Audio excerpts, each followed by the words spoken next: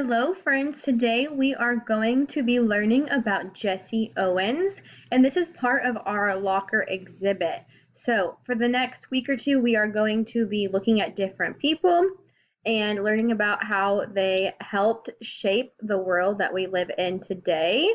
And the purpose of this assignment is to expose and educate the entire Hazelwood Elementary community to different important Black figures in history and the present, and how they contribute to society. This exhibit is just part of our ongoing mission to teach the history of our society from all points of view. So for your assignment today, you're going to learn about Jesse Owens. You will click this link and click what pops up. It is going to take you to some slides to learn about Jesse Owens. And as you click on different things on the slides, links will pop up that will take you to different YouTube videos or maybe articles you can read. And there's little facts about each person.